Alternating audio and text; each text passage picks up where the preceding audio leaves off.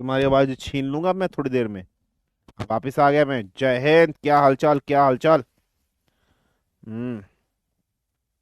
कैसा लग रहा है सर दोबारा मिलके। तुम लोगों से क्या ही उम्मीद करूं मैं। हैं? क्या उम्मीद करूं। दानी सर सही कर रहे भाई, शादी नहीं कर रहे। क्यों? भाई उनको पता है शादी करके तुम्हारे जैसे ना पढ़ने वाले बच्चे होंगे आगे जाकर। है। तो इससे बढ़िया तो ना ही करें। अब सोचो, मैं शादी होगा, आगे बच्चे होंगे, तुम्हारे जैसे अगर हो गए तो क्या ही फायदा, मतलब तुम्हें। बस छोड़ो यार। तुम्हारी और बेइज्जती नहीं करना चाहता मैं।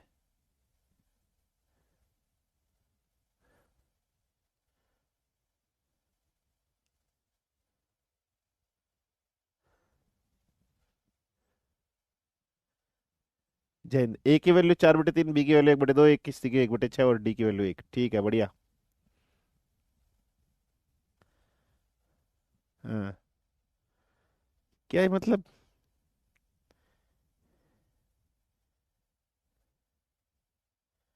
सर तबीयत खराब है आज तो। अच्छा। कोई नहीं। अब तो हो गई। आपके बच्चे टीचर होंगे या सॉफ्टवेयर। मैं तो फौजी बनूंगा, फौजी फौजी। इतने बुरे हैं हम। एक आप ही हमें अच्छा अपने मानते हो थे। चल भी अब नहीं मानता मैं तुम्हें। लगता है आप दानिश सर की क्लास में थे। हाँ। सर वो एबीसीडी का वैल्यू नेगेटिव में भी हो सकता है। नहीं, नेगेटिव में नहीं आएगा। कभी नहीं आएगा। हम्म। सर नाम ले लो, नहीं लेता। फिर शकल दिख गई। अच्छा। 10 मिनट में रेस्ट, कपड़े धो के आ गई। अच्छा। चलिए।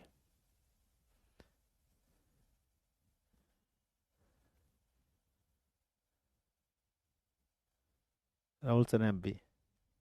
भारत माता की जय। बदल गया तो नहीं ले रहा नाम, चले। पढ़ाई करे। हूं मैं बदल गया। चलिए, आज का हमारा जो चैप्टर है, सर माई टैम्पोनोप्लास्टी ईयर सर्जरी हो गई है, पहली क्लास है आफ्टर 12 दिन। कोई बात नहीं बेटा। ठीक है, आज तिलक क्यों लगा, मेरी मर्जी। विक्रांत पंडित। सर प्लीज नाम ले लो, नहीं लेता। नहीं लेता, मेरी मर्जी। और जब चूचा पाठ करना तो तुम्हारी शक्तियां छीन लूंगा लिखने की अभी। पढ़ाई करो चलो। मुद्दे की बात पर आओ। नहीं लेता तेरा नाम, हप। तो आज हम एक नया चैप्टर स्टार्ट करें। जब चैप्टर जब चैप्टर अबे, क्या बोल रहा हूं मैं। चैप्टर का नाम है इलेक्ट्रोमैग्नेटिज्म। चैप्टर बहुत आसान है। कुछ नहीं है। इस चैप्टर से जो भी क्वेश्चंस आपके पेपर में आएगा वो थियोरिटिकल चैप्टर क्वेश्चन नहीं आएगा। फाइन है, बिल्कुल ध्यान समझना। इस चैप्टर से जितने भी क्वेश्चन आपसे पेपर में आएंगे वो थियोरिटिकल ही आएगा। कोई भी न्यूमेरिकल आपसे पेपर में इस चैप्टर से रिलेटेड नहीं पूछा जाएगा। ये आप याद रख लीजिएगा। इजी चैप्टर है, बट थोड़ा सा अगर हम लोग बात करें। ठीक है। अगर हम लोग बात करें, बस थोड़ी सी एक चीज है। इस चैप्टर में ना हर चीज इमेजिनेशन हो रही होगी। मतलब फॉर एग्जाम्पल, अगर हम सिविल इंजीनियरिंग की बात करते हैं, सिविल इंजीनियरिंग में हमें ईंट पत्थर ये सब दिख जाते हैं। अगर हम मैकेनिकल इंजीनियरिंग की बात करते हैं, ठीक है, अगर हम मैकेनिकल इंजीनियरिंग की बात करते हैं तो बेटा मैकेनिकल इंजीनियरिंग में गाड़ी चलती है। इलेक्ट्रिकल इंजीनियरिंग जो होती है बेटा, वो electric field, electrons, magnetic field से, मैग्नेटिज्म, इलेक्ट्रिसिटी, पूरा इलेक्ट्रिकल इंजीनियरिंग में आता है। उसमें आपको कुछ नहीं दिखेगा। सॉफ्टवेयर इंजीनियरिंग में आप कोडिंग करते हो, आपको दिखाई देता है। बट इलेक्ट्रिकल इंजीनियरिंग एजम्पशंस पे है, एज्यूम करना है। मैंने बोल दिया एक वायर में से करंट फ्लो कर रहा है, तुम्हें दिख नहीं रहा बट फ्लो कर रहा है। मैंने बोला इस करंट कैरिंग कंडक्टर के आसपास इलेक्ट्रिक फील्ड है, तुम्हें दिख नहीं रही है बट है, एज्यूम करना है। ऐसे ही मैग्नेट के आसपास मैग्नेटिक फील्ड होगी, इमेजिनेशन है, करना है। और इमेजिनेशन में तो तुम लोग बहुत माहिर हो। तुम्हें इमेजिनेशन ऐसी ऐसी करते हो कि जैसे सलमान खान की पहली मूवी में तुम हीरो बन गए हो। सलमान खान के साथ तुम हैंडशेक कर रहे हो सपने में। तुम्हें सपने में ऐसा लगता है तुम्हारे पास बहुत अकल आ गई है, बट है नहीं। सपने में तुम्हें ऐसा लगता है तुम इस देश के प्रधानमंत्री बन गए हो। सपने में तुम्हें ऐसा लगता है कि तुम किसी के साथ खाना खाने गए हो, बट हो नहीं, इमेजिनेशन में तुम सारे माहिर हो, क्योंकि तुम गधे हो, क्योंकि तुम लोग नालायक हो, क्योंकि तुम लोग निठल्ले हो, बेशरम हो, टपोरी हो, कुछ नहीं आता जाता तुम लोगों को। इमेजिनेशन में तो सर हम लोग माहिर हैं। आओ इस चैप्टर को पढ़ते हैं, समझते हैं, अंडरस्टैंड करते हैं।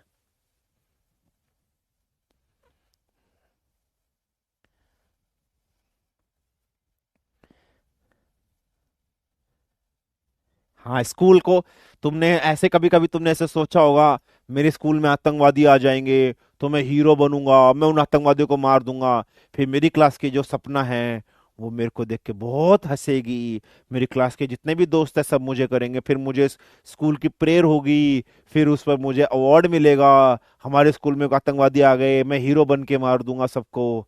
कितने अच्छे अच्छे हो। सपना देखना अच्छी बात है, लेकिन सपने में खुद को ज्यादा देखना गंदी बात है। हाँ,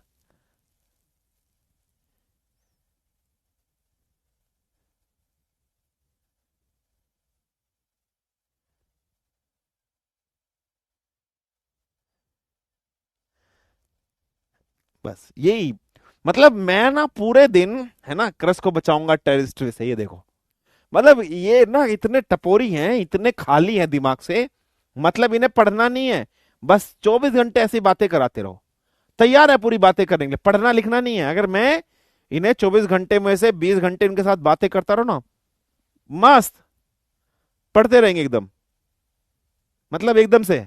इतने खाली हैं दिमाग से, इतने टपोरी हैं ये लोग। देख,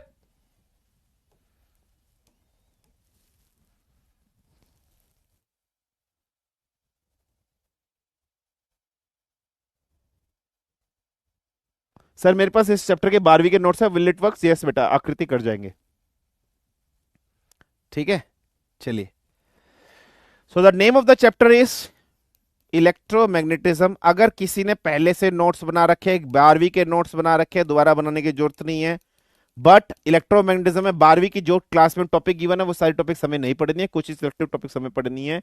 तो ध्यान से करना, अगर कुछ आपको एक्स्ट्रा लगे आप ऐड कर लेना, नहीं लगे तो आपको चल जाएगा।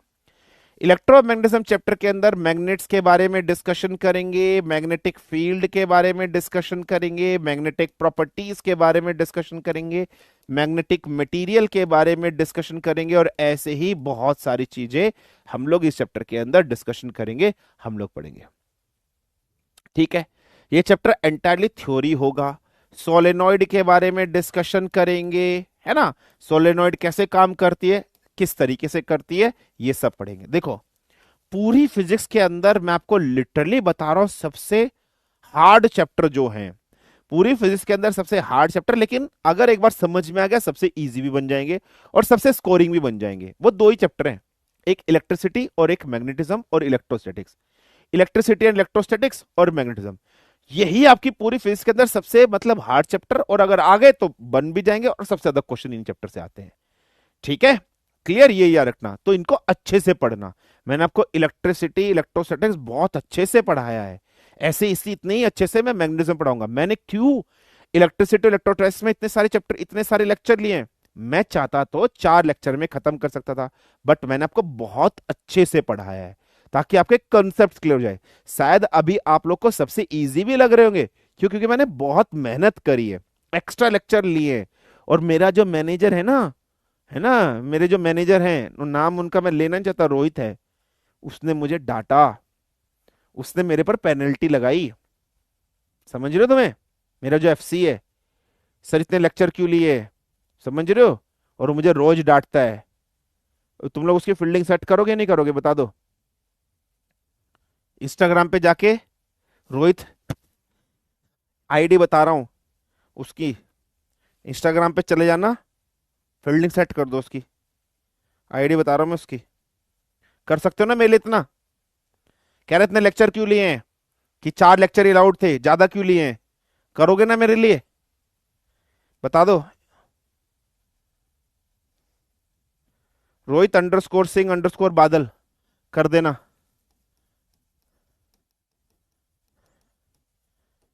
उल्टा फुल्टा मत बोलना बस। प्यार से समझा देना, डरा देना इसको।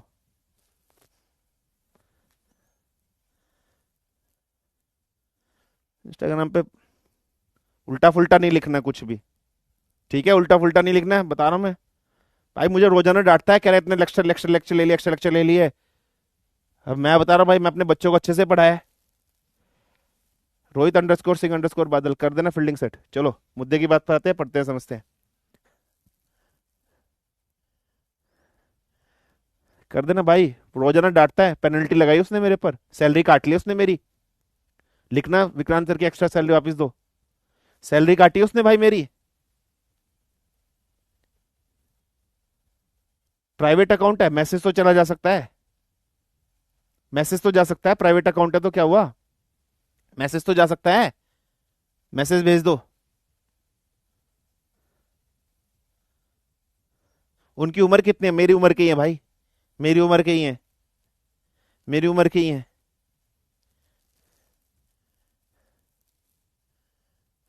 अबे रिपोर्ट नहीं करना है, मजाक मजाक में तोड़ना है, बस सीरियस में नहीं तोड़ना है। मजाक मजाक में तोड़ना है, मजाक मजाक में, सीरियसली नहीं तोड़ना है। कभी सीरियस हो पता चला वो नौकरी से निकाल दिया मेरे को, मैं पेट पे लात नहीं मारनी है मेरे। मजाक मजाक में तोड़ना है।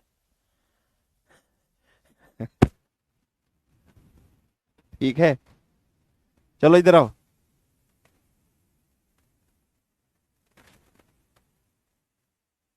मेरी सैलरी काटी यार उसने, बताओ यार, पेनल्टी लगा दी मेरे पर एक्स्ट्रा लेक्चर लेने के ऊपर।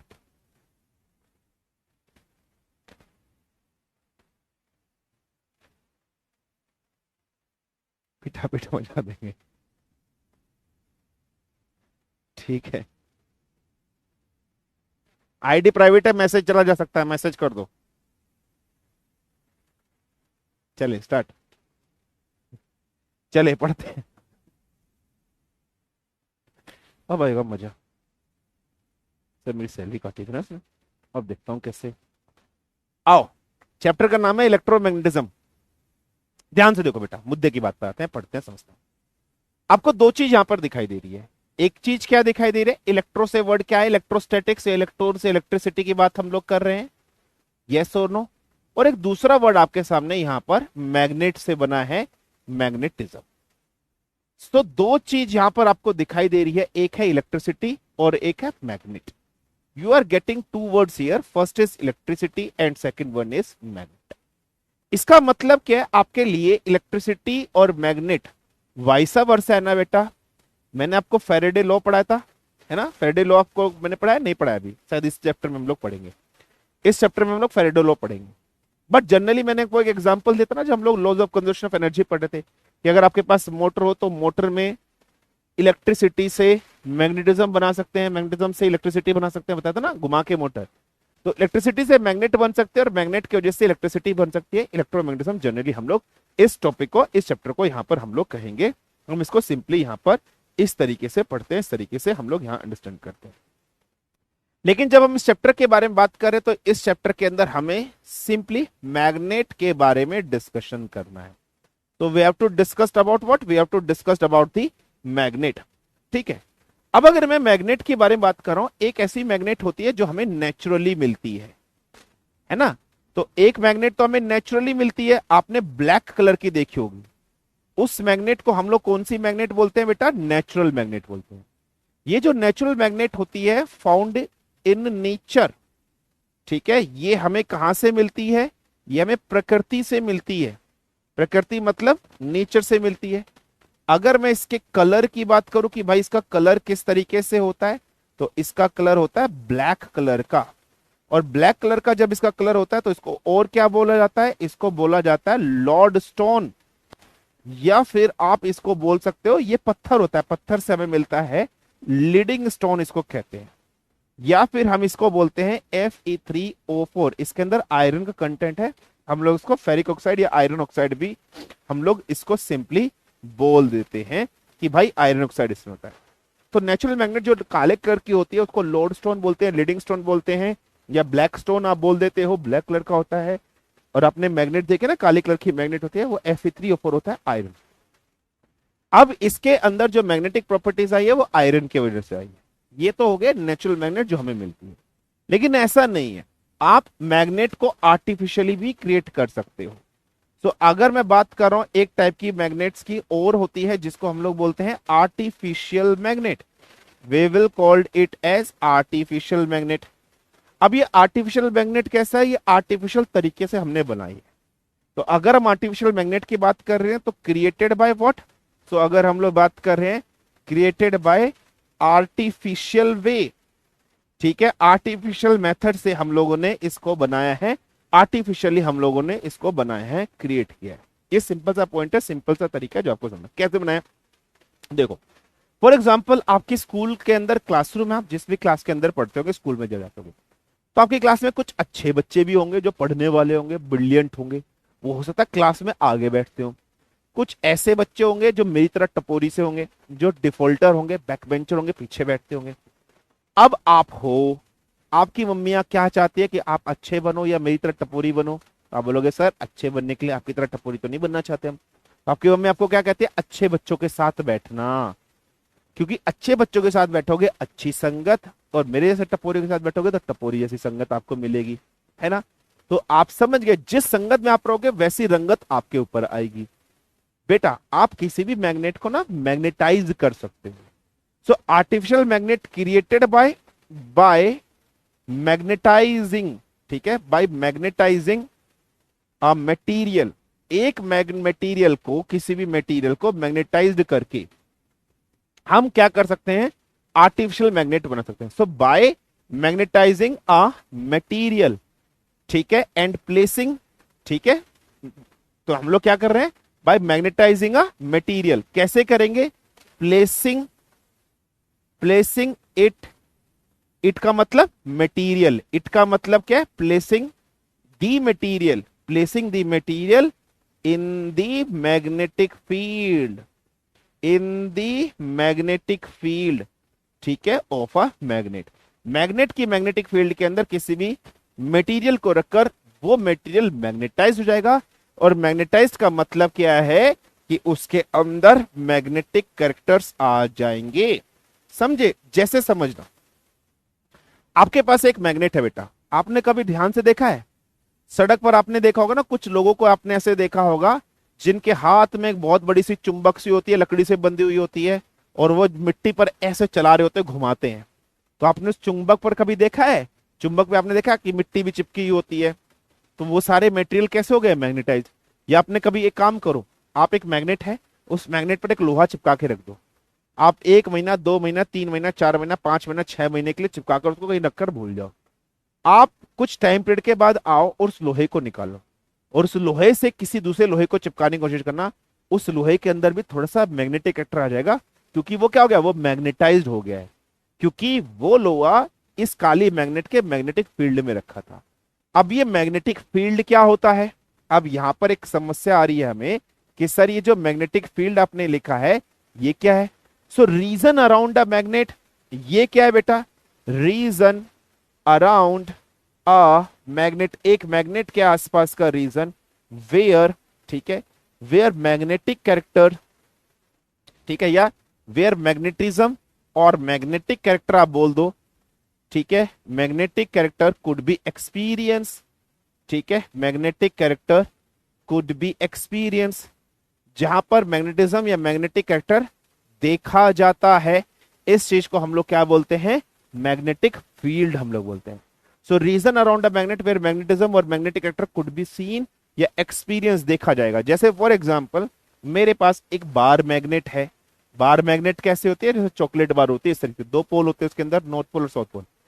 इस मैग्नेट के आसपास का एरिया, मतलब इतने एरिया के अंदर तक अगर कोई ऑब्जेक्ट आ गया तो ये मैग्नेट उसको अपनी ओर खींच लेगी।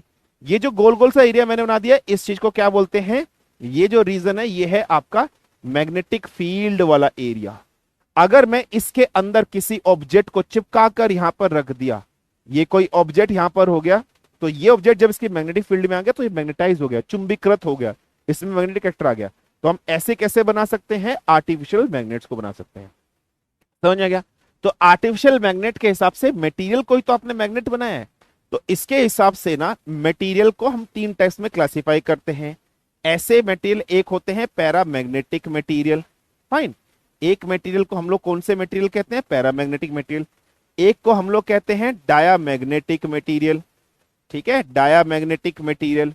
और एक मटेरियल होते हैं उनको हम लोग कहते हैं फेरोमैग्नेटिक मटेरियल। फेरोमैग्नेटिक मटेरियल हम लोग सिंपली कहते हैं। याद करो, आज मैंने तुमको ओहम प्रिंसिपल से इलेक्ट्रॉनिक कॉन्फ़िगरेशन पढ़ाई थी केमिस्ट्री के अंदर, और मैंने आपको कहा था ये प्रिंसिपल बहुत इंपॉर्टेंट है बेटा, इसको याद कर लेना, क्योंकि मैग्नेटिज्म वाले चैप्टर के अंदर आपको मटेरियल दे देगा, आपको बोलेगा कि हाइड्रोजन का बताइए कि हाइड्रोजन डायामैग्नेटिक है, पैरामैग्नेटिक है, फेरोमैग्नेटिक है। आपसे बोलेगा नाइट्रोजन को बताइए, आपसे बोलेगा एल्यूमिनियम को बताइए, आपसे बोलेगा क्रोमियम को बताइए, जिंक बताइए कैसा है, पैरामैग्नेटिक है, डायामैग्नेटिक है, फेरोमैग्नेटिक है। वो इलेक्ट्रॉनिक कॉन्फ़िगरेशन से ही आप बता पाओगे। तो इस हिसाब से डिफरेंट टाइप के मटेरियल्स को हम लोगों ने बनाया। सर इसकी कैरेक्टरिस्टिक्स क्या होती है, इसकी कैरेक्टरिस्टिक्स क्या होती है, इसकी कैरेक्टरिस्टिक्स क्या होती है, मैं बताऊंगा, अभी नहीं बताऊंगा, थोड़ा सा लेटर ऑन, जब चैप्टर थोड़ा सा आगे बढ़ जाएगा, कुछ बेसिक चीज आपको समझ में आ जाएगी, तब हम लोग बताएंगे, क्योंकि इनमें कुछ टर्म्स यूज होंगी। वो टर्म्स अगर मैं अभी आपको क्लासिफिकेशन बता दूं आपको समझ में नहीं आएगी, तो हम लोग बताएंगे। तो आर्टिफिशियल मैग्नेट को हम लोग इन मटेरियल्स के हिसाब से क्लासिफाई कर सकते हैं, पैरा, डाया और फेरोमैग्नेटिक मेटल के हिसाब से हम लोग सिंपली क्या कर सकते हैं, क्लासिफाई कर सकते हैं। ये तीन टाइप्स में आपको सिंपल यहां पर याद रखना है, सिंपली यहां पर आपको अंडरस्टैंड करना है, ये important. Diamagnetic, paramagnetic and ferromagnetic metals में सिंपली क्लासिफाई हम लोग ने यहां पर कर दिया। ठीक है बेटा, चलिए अब हम आगे बढ़ रहे हैं। ये तो मैंने सिंपली क्या होता है कि मैग्नेट नेचुरली भी हो सकती है और मैग्नेट आर्टिफिशियल भी हो सकती है। कि मैग्नेट जो है वो नेचुरल भी है, नेचुरल जो आपको नेचर से मिलेगी, आर्टिफिशियल कैसी होगी, आर्टिफिशियल मैग्नेट कैसी होगी बेटा, ये आपकी होगी मैग्नेट। और आर्टिफिशियल मैग्नेट कैसे बनाओगे, किसी भी मैग्नेटिक मटेरियल को किस में प्लेस कर दोगे, मैग्नेट के मैग्नेटिक फील्ड में रख दोगे और वो मेटल मैग्नेटाइज हो जाएगा, और जब मैग्नेटाइज होगा तो हम उसको आर्टिफिशियल मैग्नेट की तरह क्रिएट कर सकते हैं, और इस हिसाब से पैरा, डाया, फेरो में कर दिया। नेचुरल मैग्नेट किससे मिलेगी, तो ये आपको नेचर से सिंपली आपको मिलेगी, ये आपको याद रखना। आगे बढ़ रहे हैं अब इंपॉर्टेंट पॉइंट। अगर मैं जनरली मैग्नेट की बात कर रहा हूं तो मैग्नेट का ना क्लासिफिकेशन भी आप कर सकते हो। तो दो टाइप की मैग्नेट्स में आप करोगे बेटा। फर्स्ट इज व्हाट बेटा, फर्स्ट इज टेम्पररी मैग्नेट। ठीक है, एक टाइप की आपकी जो मैग्नेट होगी उस मैग्नेट को हम लोग क्या बोलेंगे, टेम्पररी मैग्नेट। और एक दूसरे टाइप की आपकी मैग्नेट होती है जिसको हम लोग बोलते हैं परमानेंट मैग्नेट। फाइन, जिसको हम लोग क्या बोलेंगे, परमानेंट मैग्नेट हम लोग यहां पर बोलेंगे। अब ये जो टेम्पररी मैग्नेट होती है, अगर मैं इसकी बात कर रहा हूं तो टेम्पररी मैग्नेट को ना आप इलेक्ट्रोमैग्नेट भी कह सकते हो, you can also called it as, और लिख लीजिएगा, इसको ना आप इलेक्ट्रोमैग्नेट भी कह सकते हो, you can also pronounce, you can also called it as electromagnet. अब ये जो टेम्परेरी मैग्नेट है या ये जो इलेक्ट्रोमैग्नेट है, इसका मतलब क्या है, इसमें कौन सा मटेरियल यूज किया जाता है अगर आपसे पूछा जाए तो देखना, यहां पर अगर हम लोग मटेरियल के बारे में बात करते हैं तो सॉफ्ट आयरन का यहां पर इस्तेमाल किया जाता है।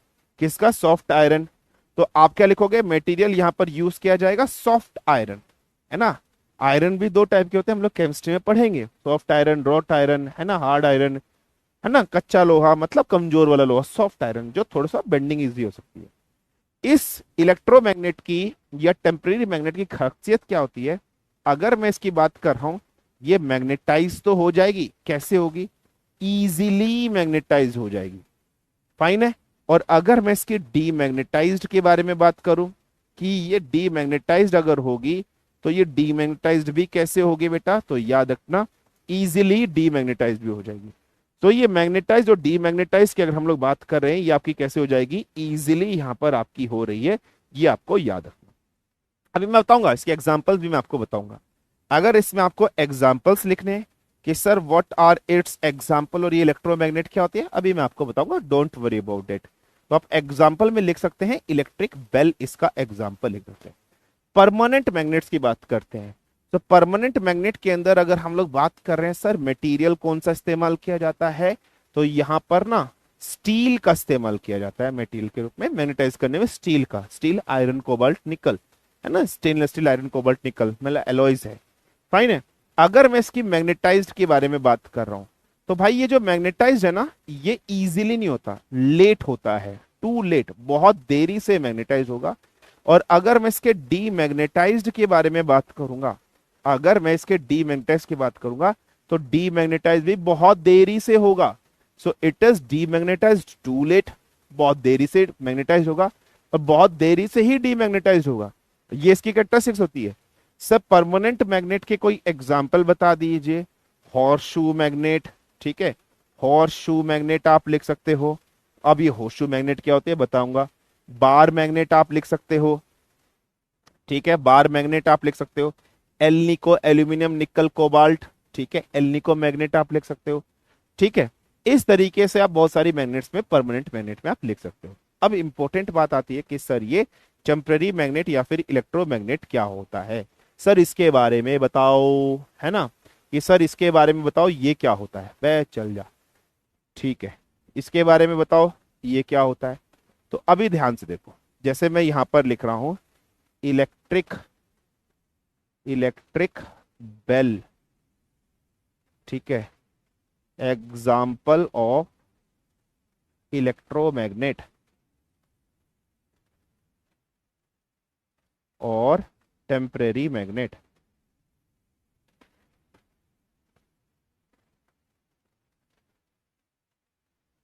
ठीक है, फाइन।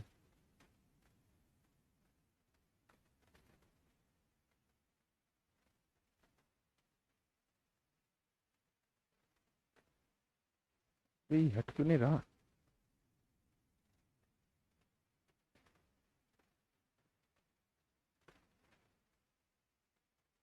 हम्म, बे तेरा काम हो गया, बे तू जा, तू जा बे जा, तेरा काम हो गया। मैं कोई डायग्राम उठाता हूँ, जैसे ये डायग्राम उठाता हूँ, इधर आओ, ए तू जा बे, इधर आ। देखो, ये तुम्हें बहुत ध्यान से देखिए, यहां तुम्हें एक डायग्राम दिखाई दे रहा है। If you are getting a diagram is in front of you, yes. तुम्हें यहां पर देखो, ये तुम्हारी दिखाई दे रहा है, ये तुम्हें कोल दिखाई दे रही है, कोर, ये बीच में दिखाई दे रहा है जिसपे एस और नॉर्थ पोल लिखा है, ये सॉफ्ट आयरन है। जिस पर एस और नॉर्थ लिखा है ये सॉफ्ट आयरन है। इसके ऊपर आपने क्या किया बेटा, कॉपर की वाइंडिंग लपेटी हुई है, कॉपर की वाइंडिंग लपी होती है। और इस कॉपर की वाइंडिंग का एक स्विच यहां स्विच से गया और यहां बैटरी से कनेक्ट कर दिया। और दूसरे वाले के कनेक्शन में आप देखो, इस तरीके से आपने एक रोड लगा रखी है, देखो सॉफ्ट आयरन की आर्मेचर, सॉफ्ट आयरन की आर्मेचर ले रखी है। ये देखो यहां दिखाई दे रहा है ना, इलेक्ट्रोमैग्नेट बनी है। जब आपने कोई एक मटेरियल लिया है उसके ऊपर कॉपर की वाइंडिंग आप ऐसे लपेट देते हो तो इलेक्ट्रोमैग्नेट बन जाती है। जैसे मैंने इलेक्ट्रिक मोटर में आपको बताया था ना, मैंने बताया था ना कि एक मैग्नेट रखी होती है, शाफ्ट रखी होती है, मैग्नेटिक फील्ड को कट करता है, ये इलेक्ट्रोमैग्नेट बन गई है। ये देखो सॉफ्ट आयरन रखा है, इसका एक एंड देखो, फिर इधर से स्प्रिंग लगा रखा है हमने और ये बैटरी से कनेक्ट हो गया। जैसे हम स्विच ऑन करेंगे ये मैग्नेटाइज होगा। जब ये मैग्नेटाइज होगा बेटा, ये स्प्रिंग को हिलाएगा और ये हैमर जो है गोंग पर जाकर सीधा लगेगा और ये बच जाएगा। मैग्नेटाइज हो गया, बहुत आसानी से करंट फ्लो हुआ, मैग्नेटाइज हो गया। स्विच ऑफ कर दिया, डीमैग्नेटाइज, बजना बंद हो गया। स्विच ऑन किया, मैग्नेटाइज्ड, फिर हट गया। स्विच ऑफ किया, demagnetise. This is how it simply works, this is how this is working out. ये सिंपल सा इलेक्ट्रिक बेल का जो केस है, जो मैंने अभी आपको यहां पर समझा है, ये यहां पर एग्जिस्ट। तो इलेक्ट्रिक बेल कैसा है बेटा, इलेक्ट्रिक बेल टेम्पररी मैग्नेट या फिर इलेक्ट्रोमैग्नेट में आता है। इलेक्ट्रोमैग्नेट के अंदर कॉइल यूज होगी, उसके ऊपर वाइंडिंग कॉपर की लपेटी होगी, इलेक्ट्रिसिटी का जैसे सप्लाई देंगे वो मैग्नेटाइज डीमैग्नेटाइज और ये हैमर से गोंग करेगा, मैग्नेटाइज डीमैग्नेटाइज, इस तरीके से। तो क्विकली मैग्नेटाइज और क्विकली डीमैग्नेटाइज ये हो जाता है। कोनो प्रॉब्लम, कोनो समस्या, कोनो दिक्कत, फटाफट से हमका बता दीजिए। इज इट क्लियर बा, इज इट फाइन बा, यस और नो, इतनी चीज कोई समझ में आ गई, क्लियर, गॉट इट, यस और नो।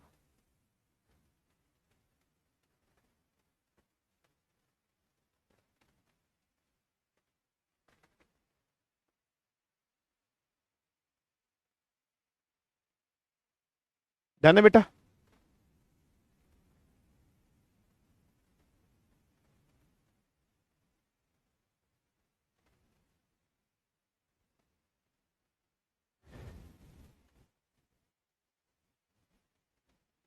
क्लियर, ठीक है बा, बजाकर सुना दे। हाँ फाइन बा, सब समझ में आ गया बा, ठीक है, चले बे। नॉट क्लियर, परमानेंट मैग्नेट का लास्ट एग्जांपल होर्शू मैग्नेट, एल निको एल्यूमिनियम निकल कोबाल्ट, ठीक है।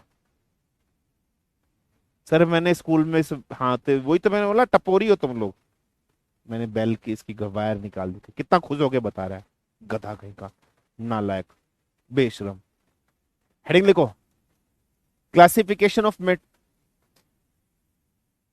ऑफ मैग्नेट, किसके बिहाफ पर? शेप एंड साइज के बिहाफ पर। किसके बिहाफ पर? शेप एंड साइज के बिहाफ पर मैग्नेट का क्लासिफिकेशन किस तरीके से हम लोग करते हैं, डिस्कशन करते हैं। सबसे पहले एक मैग्नेट हमारे पास आता है जिसको बोलते हैं horseshoe magnet. We will called this magnet as horseshoe magnet. Horseshoe का मतलब क्या? घोड़े की नाल। ये घोड़ा है, ये घोड़े का पैर है। तो घोड़े की पैर की नाल ऐसे होती है। घोड़े का पैर का जो नाल होता है वो ऐसे ही होता है ना, इस तरीके से। तो इस टाइप की जो एक मैग्नेट होती है हॉर्सशू मैग्नेट, अपने को स्कूल्स में देखे होंगे अपने, है ना। दूसरा एक मैग्नेट हमारे पास होती है बेटा, उस मैग्नेट को हम लोग बोलते हैं bar magnet. Bar magnet candy bar की तरह होती है, चॉकलेट की तरह होती है, इस तरीके से। फाइन है। इसके दो पोल्स होते हैं। इसके क्या होते हैं बेटा? दो पोल्स। एक को बोलते हैं नॉर्थ पोल और एक को बोलते हैं साउथ पोल। इस तरीके से हमारे पास दो टाइप की मैग्नेट हम लोगों ने लिख दी। हाउएवर अगर हम लोग बात करें, हमारे पास एक कंपास भी होता है, जिस कंपास के बारे में हम लोग अभी, हमें कोई मतलब नहीं है, हमें कोई डिस्कशन नहीं करना है, ये आपको याद रखना। फाइन है, क्लियर है चीज? कोई प्रॉब्लम, कोई समस्या, कोई दिक्कत नहीं सर। आगे बढ़ते हैं। नाउ अब हेडिंग डाल लीजिए, प्रॉपर्टी ऑफ अ मैग्नेट। एक मैग्नेट की कौन कौन सी प्रॉपर्टीज होती हैं वो हम लोगों को अब समझनी है, वो हम लोगों को अब डिस्कशन करनी है।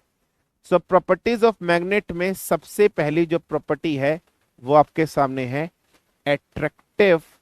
सबसे पहली जो प्रॉपर्टी है वो है attractive property. The first and most important is attractive properties के बारे में हमें पढ़ना है कि सर एट्रैक्टिव प्रॉपर्टीज क्या होती है। देखिए, एट्रैक्टिव प्रॉपर्टी से आपको नाम समझ में आ रहा है, किसी चीज का अट्रैक्ट होना। सेम चीज जैसे हम लोग इलेक्ट्रिसिटी में पढ़े थे ना कि same pole attract each other, opposite pole repels each other, sorry opposite pole repels, opposite pole attract each other, same pole repels each other. Same इधर, अगर मान लीजिए मेरे पास कोई एक मैग्नेट है, इस मैग्नेट का यहाँ पर नॉर्थ पोल है, एक दूसरी मैग्नेट है अगर यहाँ है, तो इसका मतलब सेम अगर पोल हो गए तो सेम पोल में रिपल्शन आपको देखने के लिए मिलेगी। मान लीजिए इधर नॉर्थ पोल हो गया, इधर साउथ पोल हो गया, तो अपोजिट पोल आपके सामने हो गए या नहीं हो गए? हाँ जी सर। तो अपोजिट पोल में आपको क्या देखने के लिए मिलेगी? So you are getting an attraction here. So opposite pole में बेसिकली सिंपली आपको अट्रैक्शन और सेम पोल के अंदर आपको रिपल्शन देखने के लिए मिलेगी। So this is the property of a magnet. और कैसी property of a magnet? Attractive property of a magnet की यहां पर हम लोग बात कर रहे हैं कि सेम पोल के अंदर रिपल्शन और अपोजिट पोल के अंदर हमें अट्रैक्शन सिंपली स्पेसिफिकली देखने के लिए मिलेगी। ये अट्रैक्टिव प्रॉपर्टीज में आपका आता है। अब देखिएगा, हम लोगों ने डिस्कशन किया था मैग्नेटिक फील्ड के बारे में, है ना, मैग्नेटिक फील्ड के बारे में। तो मैग्नेटिक फील्ड क्या होता है बेटा? Space around a magnet where magnetism character could be scene.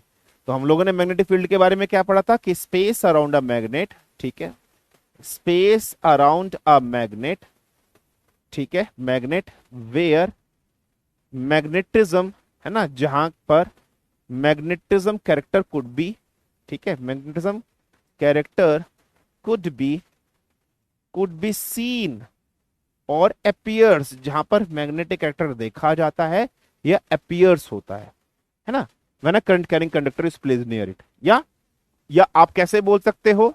आप ऐसे बोल सकते हो, व्हेन अ करंट इज, ठीक है, when a current is passed, जब हम करंट पास करते हैं थ्रू अ कंडक्टर, है ना, through a conductor, magnetic field, है ना, मैग्नेटिक फील्ड, या आप कैसे बोल सकते हो मैग्नेटिक कैरेक्टर, ठीक है, then magnetic character, fine, magnetic character could be seen around it, magnetic character could be seen around it, then, ठीक है, इट इज कॉल्ड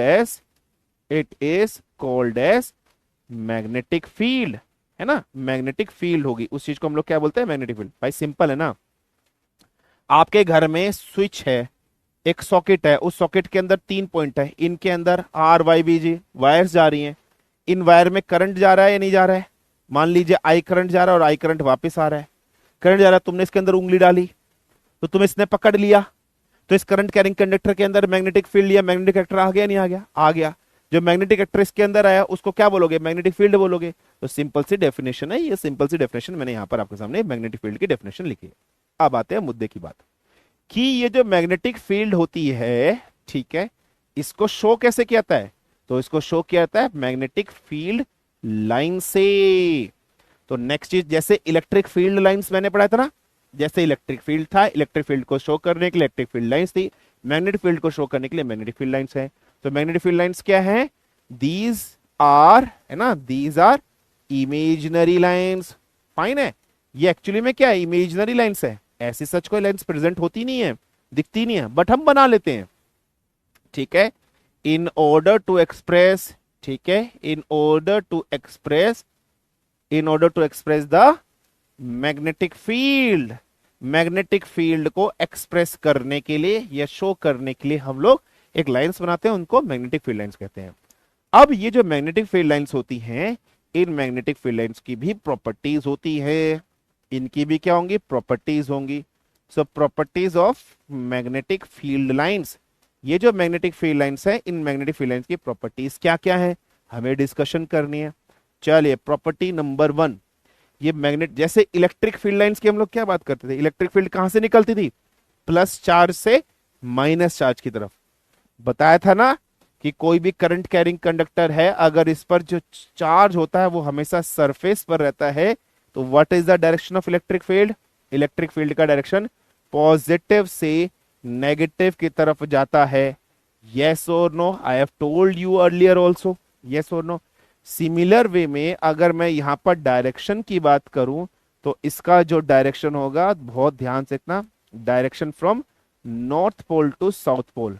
कहां पर? Outside the magnet, outside the magnet. Magnet के बाहर इसका direction north pole से south pole की तरफ होगा, और साउथ पोल से नॉर्थ पोल की तरफ होगा इनसाइड दी मैग्नेट। मैग्नेट के अंदर अगर हम लोग बात करें, तो मैग्नेट के अंदर इसका डायरेक्शन होगा साउथ पोल से नॉर्थ पोल, और आउटसाइड का होगा नॉर्थ पोल से साउथ पोल। जैसे फॉर एग्जाम्पल मान लीजिए दिस इज अ मैग्नेट, ये नॉर्थ पोल है, ये साउथ पोल है। सो अब मुझे मैग्नेटिक फील्ड लाइंस बनानी है, तो नॉर्थ पोल से निकाली, मान लीजिए 3 मैग्नेटिक फील्ड लाइंस मैंने निकाली, और किस तरफ जाएंगी? South pole. 3 गई है तो 3 इधर जाएंगी। यहां से निकाली तो ऐसे जाएंगी, यहां से निकाली ऐसे जाएंगी, यहां से ऐसे निकाली ऐसे जाएंगी। सो आउटसाइड दी मैग्नेट की बात कर रहे हैं, तो आपने देखा नॉर्थ से साउथ जा रही हैं। लेकिन मैग्नेट के अंदर की अगर आप बात करोगे, तो आप देखिए मैग्नेट के अंदर इनका डायरेक्शन कैसे हो गया? सो साउथ से नॉर्थ की तरफ हो गया। सो मैग्नेट के अंदर साउथ से नॉर्थ हो गया, ये आपको रखना। पॉइंट नंबर 2 जो हम लोग को डिस्कशन करना है, जो हम लोग को अंडरस्टैंड करना है, पॉइंट नंबर 2 क्या बेटा? ध्यान से देखो। क्या ये जितनी भी मैग्नेटिक फील्ड लाइंस तुम्हें दिखाई दे रही है, क्या बेटा ये कहीं पर इंटरसेक्ट कर रही है? नहीं इंटरसेक्ट कर रही है। दूसरा, मैग्नेटिक फील्ड लाइंस आपको क्या बताती है? डायरेक्शन ऑफ मैग्नेटिक फील्ड, कि भाई मैग्नेटिक फील्ड किस डायरेक्शन में। आप कैसे बनाओगे? फॉर एग्जाम्पल मुझे पी पॉइंट पर बनाना है, फॉर एग्जाम्पल मुझे क्यू पॉइंट पर मैग्नेटिक फील्ड निकालनी है, फॉर एग्जाम्पल आर पॉइंट पर निकालनी है, इधर एक पॉइंट एस मान लो। अगर मुझे पी पॉइंट पर मैग्नेटिक फील्ड निकालने है बेटा, मैं कैसे करूंगा? आप सब जानते हो, टेंजेंट ड्रॉ करके। कोई भी कर्व होती है, नॉन लीनियर कर्व होती है, उस पर डायरेक्शन निकालना है, कुछ भी चीज फाइंड करनी है, टेंजेंट। तो पी पॉइंट पर कैसे हो गया? यहाँ टेंजेंट। क्यू पॉइंट पर मैग्नेटिक फील्ड का डायरेक्शन ऐसे है, आर पॉइंट पर मैग्नेटिक फील्ड इधर चल रहे हैं, तो ऐसे हो गया या नहीं हो गया? टेंजेंट ड्रॉ करते हो। अगर मैं बाई चांस मैंने ऐसा मान लिया कि मेरे पास एक मैग्नेटिक फील्ड लाइंस ऐसी है और एक मैग्नेटिक फील्ड लाइंस इंटरसेक्ट हो गए, ये क्या है? ये भी आपके पास है मैग्नेटिक फील्ड लाइंस। और अगर बेटा मैं इधर भी बात कर रहा हूं, ये भी मेरे पास क्या है बेटा? Magnetic field lines. अब ये मैग्नेटिक फील्ड लाइंस ऐसे चल रही है ना? मान लीजिए ये वाली मैग्नेटिक फील्ड लाइंस पी है, ये वाली मैग्नेटिक फील्ड लाइंस क्यू है। यहां पर एक पॉइंट मैंने मान लिया, फॉर एग्जांपल एस पॉइंट मान लिया। अगर मैंने ये एस पॉइंट मान लिया, तो पी पॉइंट पर direction of magnetic field tangent draw किया, ऐसा हो गया। क्यू पॉइंट पर डायरेक्शन ऑफ टेंजेंट ड्रॉ किया, तो क्या एक ही पॉइंट पर दो मैग्नेटिक फील्ड हो सकती हैं? एक ही पॉइंट पर दो मैग्नेटिक फील्ड हो सकती हैं? नहीं हो सकता। तो दूसरा पॉइंट क्या है, मैग्नेटिक फील्ड लाइंस जितनी भी होंगी आपकी, magnetic field lines never intersect with each other, ठीक है, never intersect with each other, एक दूसरे से कभी भी ये इंटरसेक्ट नहीं करेंगी। अगर इंटरसेक्ट कर गई तो एक ही पॉइंट पर दो different direction of magnetic field आ जाएंगी। सो कहने का मतलब क्या है, they are always parallel to each other. So क्या है, they are always parallel to each other. Always अगर हम लोग यहां पर बात करेंगे तो पैरेलल टू ईच अदर हो जाएंगे, एक दूसरे से ये हमेशा कैसे होंगे, पैरेलल। अगर बाई चांस एक ही पॉइंट पर हम लोगों ने ऐसे बना दी तो एक ही पॉइंट पर ना दो डायरेक्शन हो जाएंगे, इधर भी एक मैग्नेटिक फील्ड का डायरेक्शन हो गया, इधर भी एक मैग्नेटिक फील्ड का डायरेक्शन होगा। तो एक पॉइंट पर कभी भी ऐसा नहीं हो सकता। Now coming to the third point. Third point क्या है बेटा, स्ट्रॉन्गर, ठीक है। अगर हम लोग बात करें मैग्नेटिक फील्ड जितनी भी होगी ना, मैग्नेटिक फील्ड स्ट्रॉन्गर होंगी कहां, if if magnetic field lines, अगर आपकी मैग्नेटिक फील्ड लाइंस, ठीक है, are closer to each other, अगर हमारी क्लोजर टू ईच अदर, अगर हमारी magnetic line closer to each other होंगी, एक दूसरे के पास पास होंगी, बुला रहे हैं ये बच्चे, बुला रहे हैं, कह रहे भाड़ में जाए बच्चे, ऐसे बोल के गई भाई, तुम लोगों को, तुम लोगों की बेइज्जती करके गई, जिसको तुम चाची बोलते हो, तुम्हें क्या कह गई है, भाड़ में जाए, कसम से। वो देखो चाय पटक के चली गई मुझे, ये देखो, मुझे चाय दे गई है और तुम्हें क्या कह गई है, भाड़ में जाए।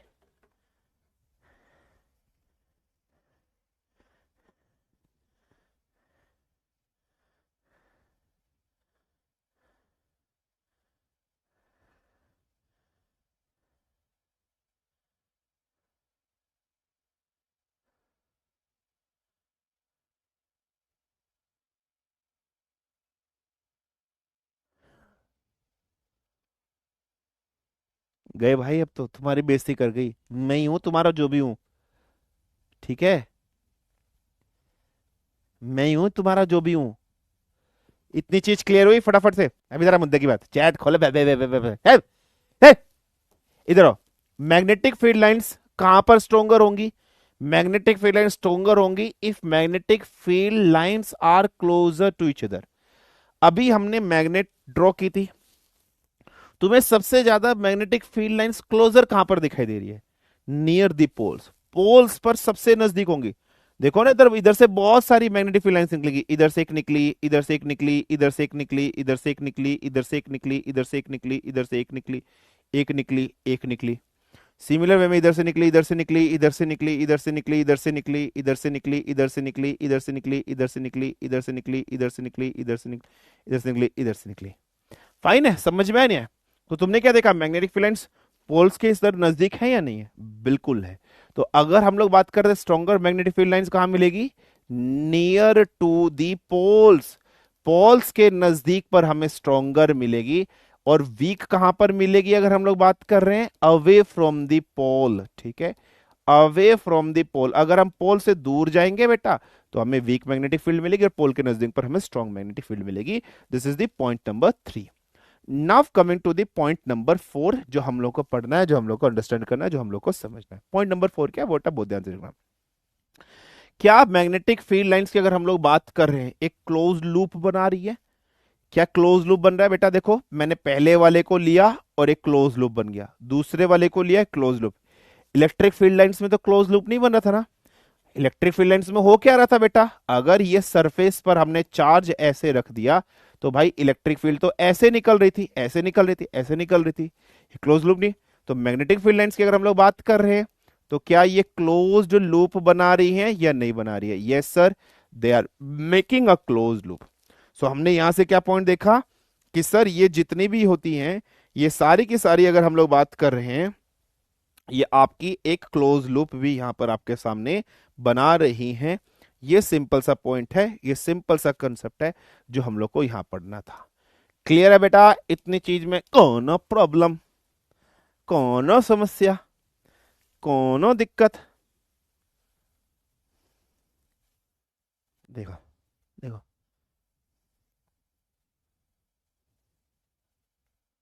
खाओगे? हम्म, खाओगे? नहीं दूंगा।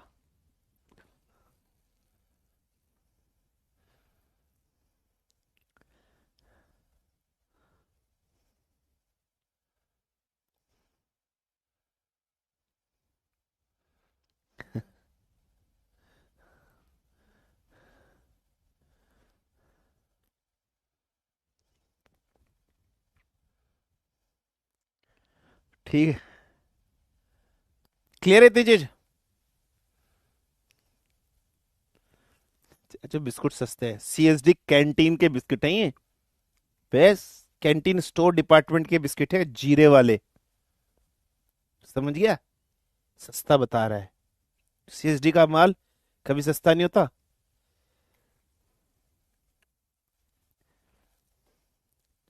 जंक फूड, अवनीश बादल। अंगूर खट्टे हैं। अंगूर मिले नहीं तो अंगूर खट्टे हैं। कहीं भी। Junk food, junk food.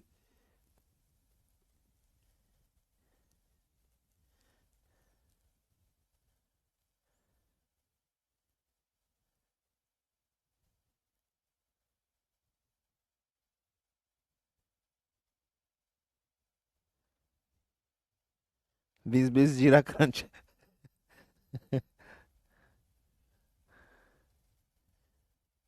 हेले, हेले, टपोरी कहेंगे।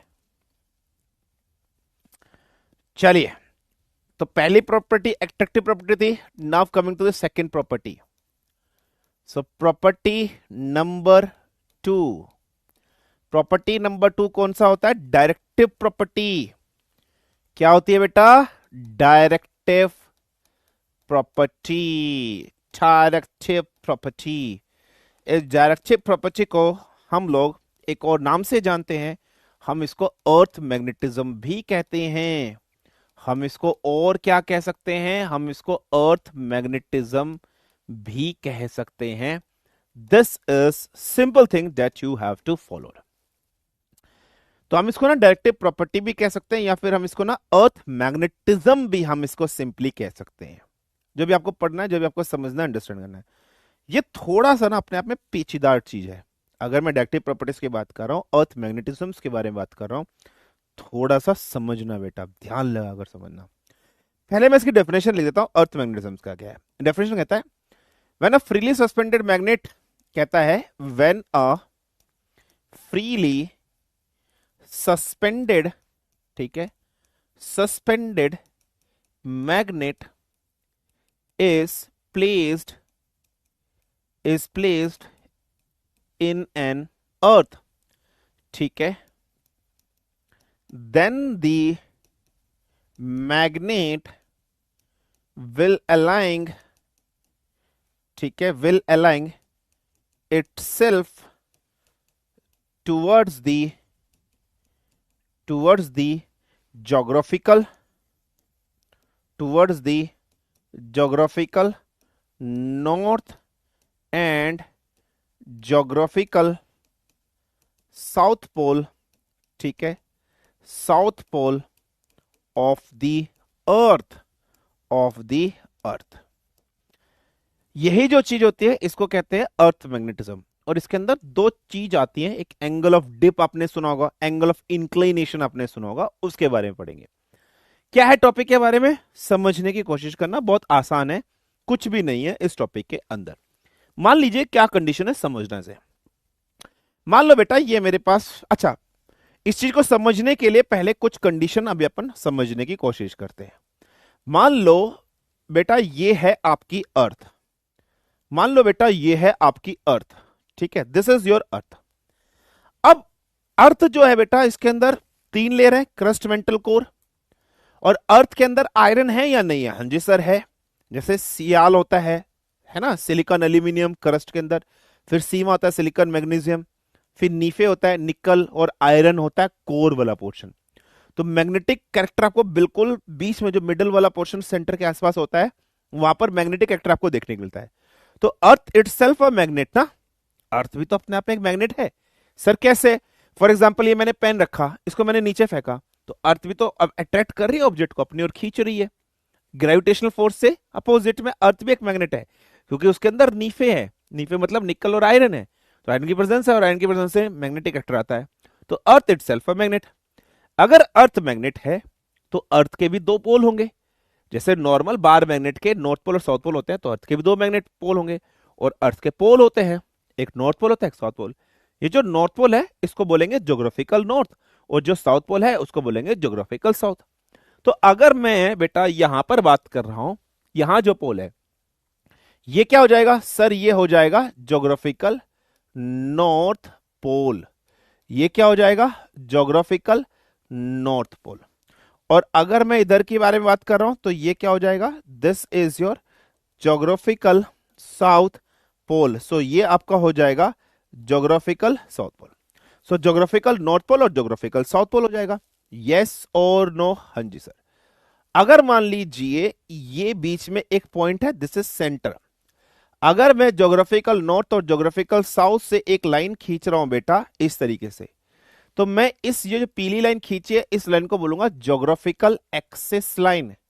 ज्योग्राफिकल एक्सिस लाइन है या नहीं है? ज्योग्राफिकल एक्सिस लाइन का मतलब क्या है, जो अर्थ के नॉर्थ पोल और साउथ पोल को आपस में कनेक्ट कर रही है, ये ज्योग्राफिकल एक्सिस लाइन हो गई। सो what is this line? This line is your geographical axis line.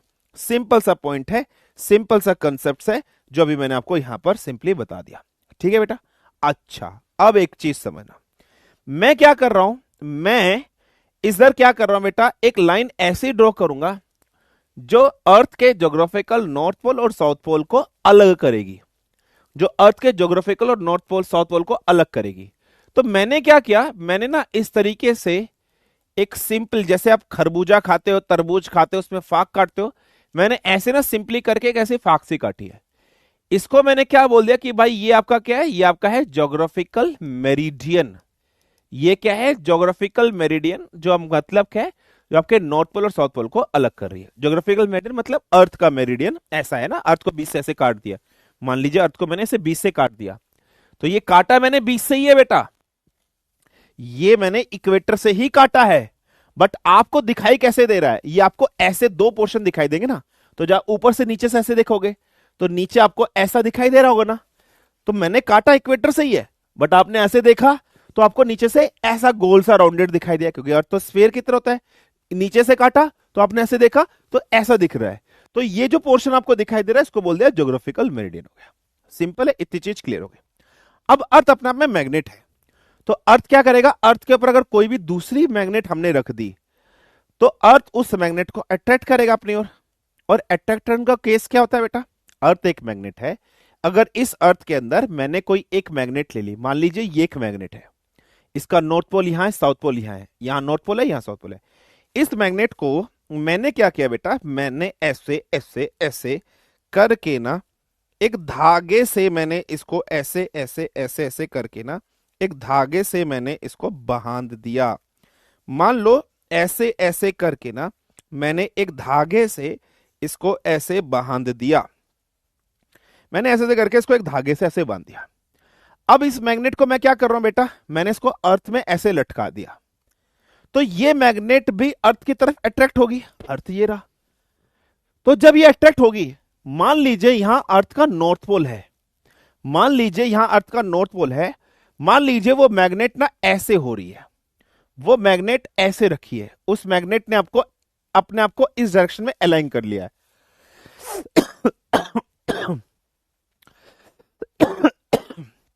Magnet थी, मैग्नेट ने अपने आप को इस डायरेक्शन में अलाइन कर लिया है, ये मैग्नेट ने ऐसे अलाइन कर लिया। अब ये जो मैग्नेट है ये अर्थ से अट्रैक्ट होने चाहिए, यहां अर्थ का नॉर्थ पोल है या अर्थ का साउथ पोल है। तो मैं मैग्नेट जब ड्रॉ करूंगा, तो अगर मैं आपसे पूछूं कि भाई इस जगह पर मैग्नेट का कौन सा पोल आएगा, इस जगह पर मैग्नेट का कौन सा पोल आएगा, तो आप सब तो जानते हो ना, ये मैग्नेट इससे अट्रैक्ट करेगी। अट्रैक्ट करने के लिए यहां पर अगर नॉर्थ है तो यहां क्या होना चाहिए, अपोजिट पोल साउथ होगा। अगर इधर साउथ है तो यहां मैग्नेट का क्या बन जाएगा, नॉर्थ पोल बन जाएगा ना। तभी तो अट्रैक्ट करेगी, तभी तो ये इसकी तरफ को भागेगी या नहीं भागेगी, तभी तो ये इसकी तरफ अट्रैक्ट करेगी या नहीं करेगी, अपोजिट पोल बनेगा। यस। अब मैं क्या करता हूं बच्चे, मैंने कुछ नहीं किया, मैं नादान हूं, मैं गुनहगार नहीं हूं। फंस गया।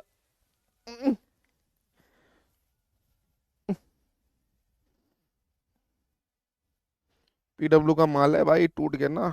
वैसे तनख्वाह कट गई है और कट जाएगी। हाँ बच गया।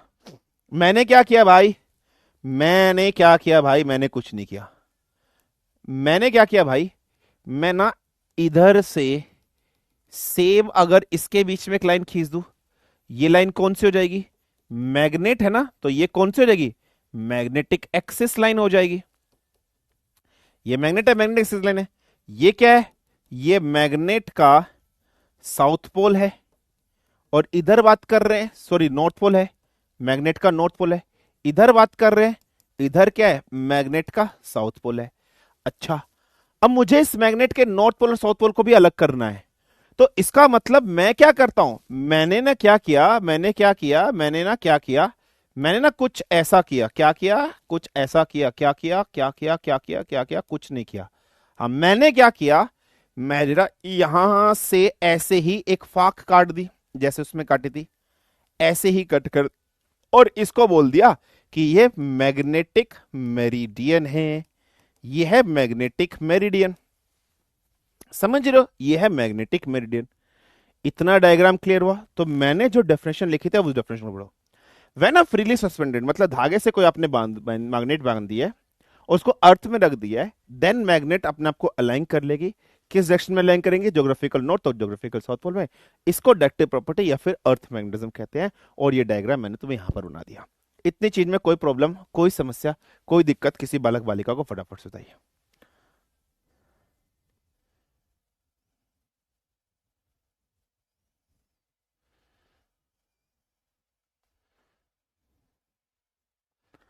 क्लियर है इतनी चीज, डन।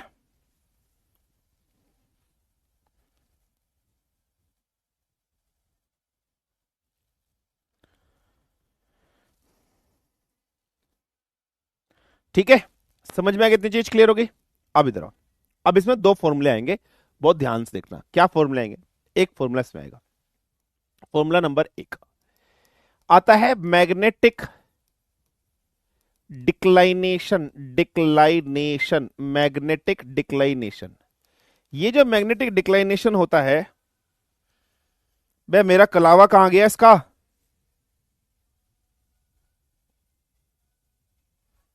कलावा निकल गया मेरे पेन में से।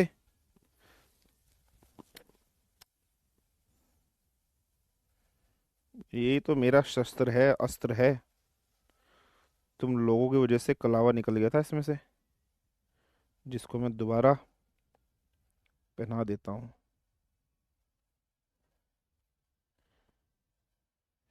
ठीक है, चलो इधर आओ।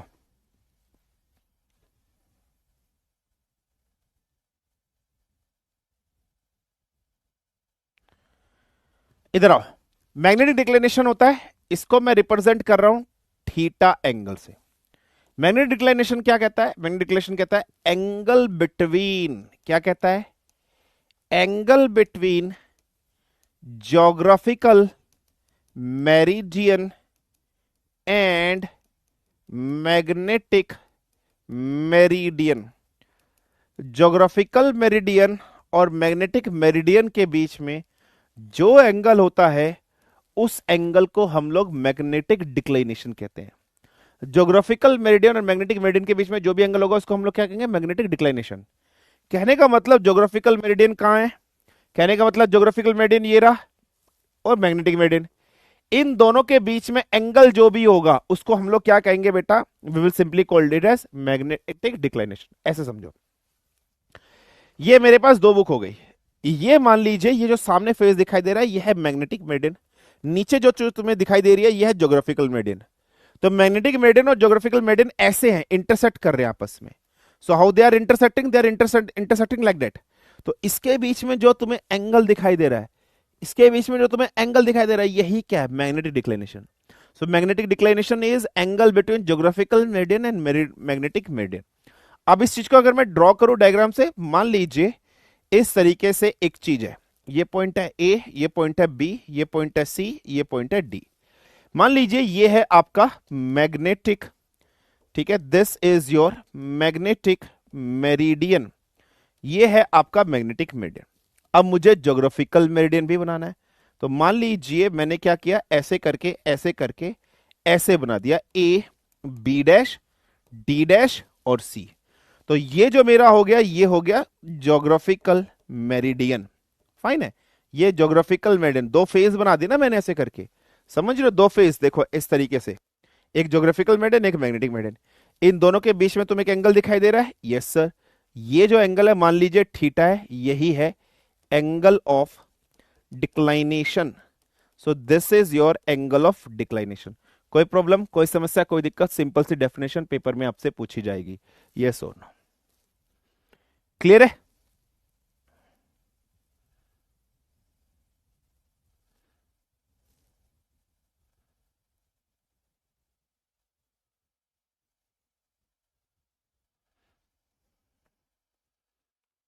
क्लियर? सर मेरा बहुत जरूरी डाउट है, प्लीज चेक, कौन है ये? हम्म, जितेंद्र सिंह लाखन, चल बे, तेरा कोई डाउट नहीं होता, तू झूठा है, तू झूठा है।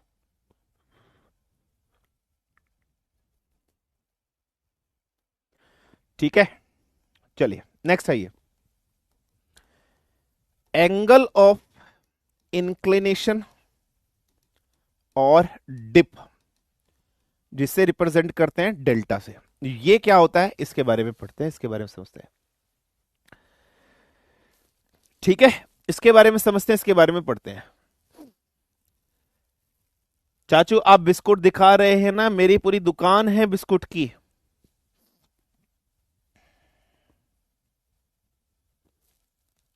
चल झूठा। चलिए इधर आइए, नेक्स्ट, इधर आइए मुद्दे की बात पर। Angle of inclination, angle of dip क्या होता है बेटा? ये कहता है the angle made by the total earth magnetic field, ठीक है, अर्थ टोटल मैग्नेटिक फील्ड या अर्थ की earth total magnetic field with the horizontal direction of, ठीक है, मैग्नेटिक फील्ड, कि भाई अर्थ की टोटल मैग्नेटिक फील्ड का हॉरिजॉन्टल की मैग्नेटिक फील्ड के साथ जो डायरेक्शन एंगल बन रहा होगा उसको एंगल ऑफ इंक्लिनेशन या फिर डिप कहते हैं। ऐसे समझ लो, मान लो कि टोटल मैग्नेटिक फील्ड ये है और मैग्नेटिक फील्ड को लिखते हैं बी से। मान लो बेटा ये टोटल मैग्नेटिक फील्ड है, हॉरिजॉन्टल डायरेक्शन में मैग्नेटिक फील्ड किस डायरेक्शन में बनेगी? हॉरिजॉन्टल डायरेक्शन में, ये बी एच हो गई। तो इसका इसके साथ ये टोटल मैग्नेटिक फील्ड है, अर्थ की टोटल मैग्नेटिक फील्ड है, और टोटल मैग्नेटिक फील्ड का हॉरिजॉन्टल के साथ जो भी डायरेक्शन बन रहा है, हॉरिजॉन्टल मैग्नेटिक फील्ड के साथ जो भी एंगल बन रहा है उसको क्या कहता है? ये कहा जाता है। कंपोनेंट्स में ब्रेक करना भी तो आ रहा है, अगर इधर डेल्टा है तो इस तरफ क्या आ जाएगा? बी कॉस डेल्टा, यस और no, you are being aware of that. तो इस तरफ क्या आ जाएगा बेटा? इस तरफ वर्टिकल कंपोनेंट आ जाएगा, और vertical component B sine delta हो जाएगा। You are being aware with that. तो ये कंपोनेंट कौन सा हो गया? So this is vertical component हो गया है। तो ये आपका हो गया वर्टिकल कंपोनेंट, और ये आपका हो गया हॉरिजॉन्टल मैग्नेटिक फील्ड। समझ में आ गया? अब मैं ना इसको डायग्राम से रिप्रेजेंट करने की कोशिश करता हूं। I will try to it show it with the help of diagram. मान लीजिए हमारे पास कंडीशन कैसी है? कंडीशन कुछ ऐसी है, this is point A, this is point B, this is point C, this is point D. A B C D हो गया।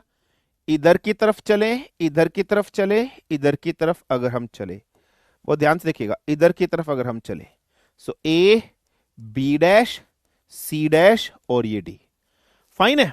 अब मुझे बताओ, अगर दो चीज आपकी ऐसे रखी हैं, दो चीज आपकी ऐसे रखी हैं, है ना, दो चीज ऐसे रखी हैं, एक ये ऐसे, एक ऐसे, तो इसका रिजल्टेंट कहाँ आएगा इन दोनों के बीच में? भाई दो चीज अगर आपके पास ऐसे रखी हैं तो इन दोनों का रिजल्टेंट कहाँ आएगा? बिल्कुल बीचम बीच में। यस और नो? हाँ जी सर, इन दोनों का रिजल्टेंट बिल्कुल बीचों बीच बनेगा। अगर ये मान लो कि आपकी अर्थ का मेरिडियन है या ज्योग्राफिकल मेरिडियन है, ये मैग्नेट का मेरिडियन है, मान लो ये मैग्नेटिक मेरिडियन है आपके पास, इन दोनों का रिजल्टेंट कहां आएगा? सर इन दोनों के बीच में। बीच में मतलब इन दोनों के बीच में, इन दोनों के बीच में। अब ये 2D है, ये 3D नहीं है। तो मान लो मैंने जो बीच में ड्रॉ किया है वो बीच में यहां कहीं है, ऐसे है। यह बीच में यहां कहीं ऐसे है, दिस इज बीच में। ये इनके बीच में है, ये तुम्हें एक्चुअली में ये दोनों के बीच में है, ये लाइन जो मैंने खींची है दोनों के बीच में है। समझ में आ गया? रिजल्टेंट मैग्नेटिक फील्ड तो यही आएगी ना दोनों की। तो ये क्या है? बी। ये क्या है? बी। और बी को मैंने क्या बोल दिया? अर्थ की टोटल मैग्नेटिक फील्ड है, अर्थ की टोटल मैग्नेटिक फील्ड है। अगर ये इधर है तो इसका हॉरिजॉन्टल ये है, वर्टिकल ये है।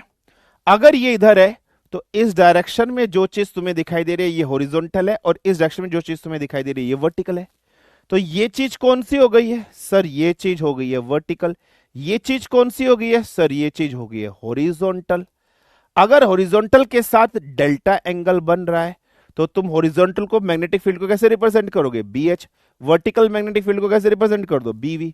सो BH का मतलब क्या है? Horizontal magnetic field. फाइन। और BV का मतलब क्या है बेटा? Vertical magnetic field. ये वर्टिकल मैग्नेटिक फील्ड। तो तुम मुझे अब बताओ बहुत ध्यान से, यहां तुम्हें एक ट्रायंगल बनता हुआ दिखाई दे रहा है ना? इधर से ये देखो, ए इसको मान लीजिए P पॉइंट दे दो, B इसको L पॉइंट दे दो। तो अगर मैं तुम्हें यहां से लिखूं 10 डेल्टा, अगर मैं तुम्हारे सामने लिखूं 10 ऑफ डेल्टा, 10 डेल्टा क्या होता है? Perpendicular upon base. डेल्टा के सामने जो भी चीज होती है वो क्या होती है? परपेंडिकुलर। परपेंडिकुलर की वैल्यू क्या हो गई है? PB। बेस की वैल्यू क्या हो गई है? PA। PB क्या है बेटा? BV है ना, BV है। और PA क्या है बेटा? BH है। यस और नो? सो मैं डेल्टा की बात करूं तो डेल्टा क्या हो गया? 10 inverse BV divided by BH। सो यही हो गया है डिक्लाइनेशन, एंगल ऑफ डिप या फिर इंक्लाइनेशन। डेल्टा बन गया। यस। ऑल्सो ऑल्सो अगर हम लोग बात करें, BV की वैल्यू क्या बन जाएगी? BV की वैल्यू बन जाएगी B, ठीक है, B साइन डेल्टा। यस और नो? B sine delta. और BH की वैल्यू क्या बन जाएगी? B cos delta. ये भी आप जानते हो, कोई प्रॉब्लम? क्योंकि ये वर्टिकल कंपोनेंट डेल्टा इधर है तो इसकी वैल्यू क्या बन जाएगी? B sine delta. ये हॉरिजॉन्टल कंपोनेंट है तो इसकी वैल्यू क्या बन जाएगी? B cos delta. Any problem, any समस्या, एनी दिक्कत, फटाफट से बताइए। समझ गए? हाँ जी बेटा, ऐसा हो रहा है बुक।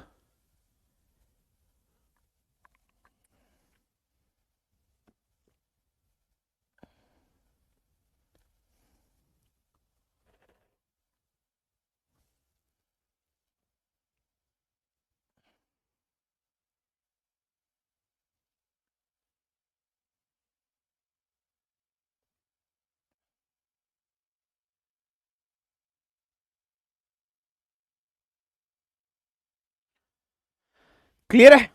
डन? यस और नो?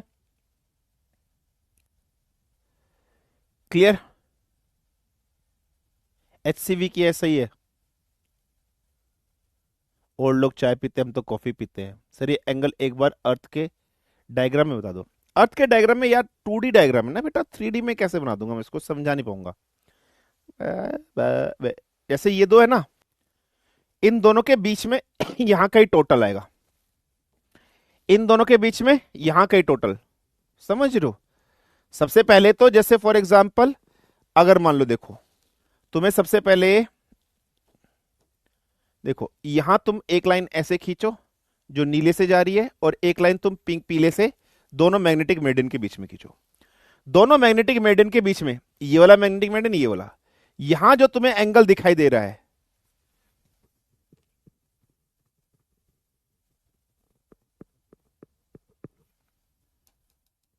आइला, थोड़ी सी मोटी सी खींचता हूं तब समझ में आएगा।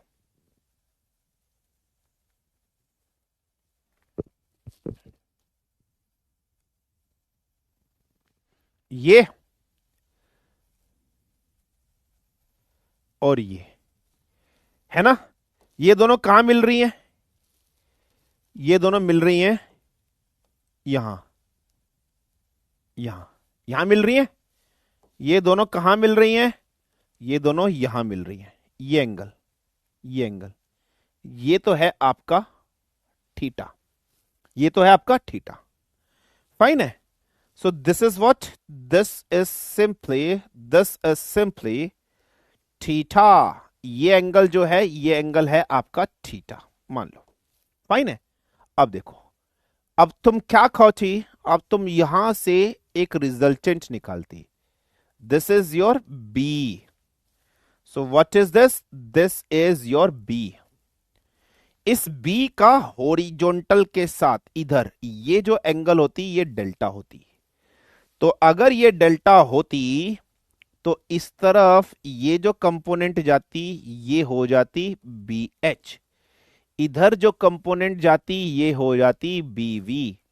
समझ गए या नहीं समझ गए? कोनो प्रॉब्लम, कोनो समस्या, कोनो दिक्कत? बताओ। क्लियर?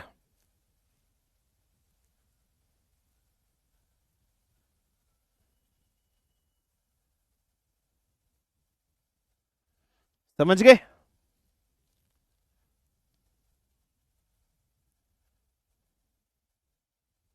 हाँ, फॉर्मूला याद रखना है बस बेटा, आपको फॉर्मूला याद रखना है।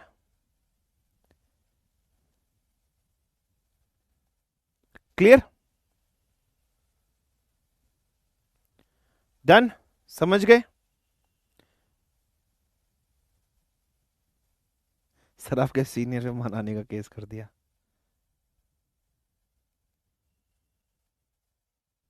सर क्या मैं ब्रेसेस लगा लूं? हाँ लगा लो, कोई दिक्कत नहीं, खुशी कोई दिक्कत नहीं है। अमित प्रजापति कह रहा पकोड़ा बन गया। बेटा अब इस पकोड़े को ले, एक भगोने में रख, चटनी तेरी सिस्टर बना देंगी, या चटनी तेरे जैसा एक और भाई होगा धनिया वनिया की, वो बना देगा। पकोड़ा तूने बना दिया है ना? भगोने में रख, सर पे रख, साइकिल उठा, पीछे साइकिल के पीछे एक चेयर रख, रख ली, ठीक है। कोई बढ़िया सा चौराया होगा तेरे वहां पर, हाँ है, वहां कुर्सी रख, भगोना रख, और तुरंत अपने भाई को बोल डिस्पोजल प्लेट लिया और बेचना शुरू कर, क्योंकि पढ़ाई लिखाई तो तेरे बस की है नहीं, तो पकोड़ा ही बेच ले जब पकोड़े बन गया तो।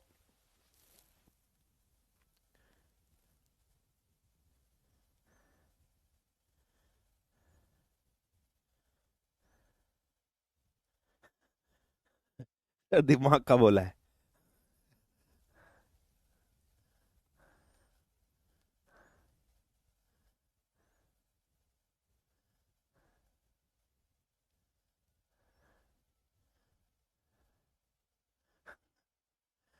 ठीक है, क्लियर है भाई इतनी चीज? चलो आगे बढ़ो, नेक्स्ट, आगे बढ़ो, आगे बढ़ो, आगे बढ़ो, आगे बढ़ो। अगर मैं अर्थ टोटल मैग्नेटिक फील्ड की बात कर रहा हूं, अगर मैं बेटा इस बी की बात कर रहा हूं, तो देखो वेक्टर में ना एक रिजल्टेंट निकालने का भी फॉर्मूला होता है। रिजल्टेंट, जैसे मान लो फॉर एग्जांपल हमारे पास एक वेक्टर इस तरफ है ए, फाइन है, एक वेक्टर सपोज करो हमारे पास इस तरफ है बी, तो इन दोनों का रिजल्टेंट कहां पर आएगा बेटा? इन दोनों का रिजल्टेंट ना बीच में आता है। इस रिजल्टेंट को आपने बोल दिया ए, मान लो इसका रिजल्टेंट है, मान लो ए इसका क्या रिजल्टेंट है। तो what is the formula of A resultant? का फॉर्मूला क्या हो जाएगा बेटा? अंडर रूट इस वाले वेक्टर का होल स्क्वायर, ठीक है, ए का होल स्क्वायर प्लस बी का whole square plus 2ab cos theta. आप इस तरीके से निकालोगे, ठीक है बेटा। तो what is the formula for finding out the resultant? तो हम किसी भी वेक्टर का रिजल्टेंट जो फाइंड करते हैं वो हम इस तरीके से फॉर्मूले से फाइंड करते हैं। अब तुम इधर देखो, इस तरफ तुम्हारे पास हॉरिजॉन्टल मैग्नेटिक फील्ड है, तुम्हारे पास इस तरफ वर्टिकल मैग्नेटिक फील्ड है, और रिजल्टेंट तुम्हारे पास बी है। ये थीटा क्या होता है? थीटा कुछ नहीं है, ये जनरली है एंगल बिटवीन ए और बी के बीच जो भी एंगल है वो है। अगर मैं इधर ए और बी के बीच में एंगल देख रहा हूं तो ये तो 90 डिग्री का है, यस और नो? तो अगर मैं इधर बी की वैल्यू की बात करूंगा तो इस फॉर्मूले से क्या हो जाएगा? बी वी का whole square plus B H का whole square plus 2 BV BH cos theta, या थीटा डैश मान लीजिए क्योंकि थीटा आपने उसको डिक्लाइनेशन में मान लिया है। यहां थीटा डैश क्या है? थीटा डैश की वैल्यू है 90 डिग्री। ये क्या है? ये angle between B H and B V है। तो थीटा की वैल्यू 90, कॉस 90 की वैल्यू 0। इसका मतलब बी की value root of B V का whole square plus B H का होल स्क्वायर हो जाएगा। So what would be its answer? So B is equal to B V का whole square plus B H का whole square. Resultant magnetic field horizontal का square plus vertical का whole square हो जाएगा। कोई problem, कोई समस्या, कोई दिक्कत? फटाफट से बताइए।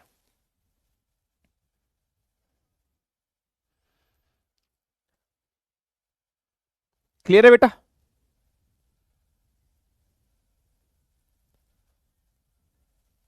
क्लियर?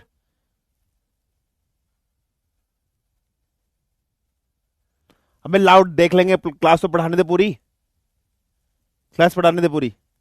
तेरे डाउट गधे जैसे होते हैं।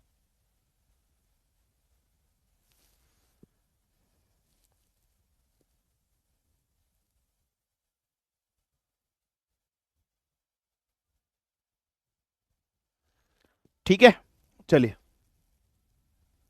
फाइन है। चलिए, हेडिंग डालो मैग्नेटिक फ्लक्स। हेडिंग डालो मैग्नेटिक फ्लक्स क्या होता है? मैग्नेटिक फ्लक्स को लिखते हैं फाई से, जैसे इलेक्ट्रिक फ्लक्स था बेटा, है ना? ऐसे ही मैग्नेटिक फ्लक्स भी आता है। ठीक है, तो मैग्नेटिक फ्लक्स को लिखते हैं फाई से। मैग्नेटिक फ्लक्स का डेफिनेशन क्या कहता है? Total number of magnetic lines of force, total number of magnetic lines of force, lines of force passing through a passing through a surface, passing through a surface normally। भाई कितनी number of magnetic lines of force किसी surface से पास हो रही है but normally, मतलब surface और magnetic field lines के बीच में 90 डिग्री का एंगल होना चाहिए। अब आप जानते हो मैंने आपको बताया था एरिया वेक्टर क्वांटिटी, तो सामने वाली दीवार का डायरेक्शन इस तरफ है, इस वाली दीवार का डायरेक्शन इधर है, इस वाली डायरेक्शन इधर है।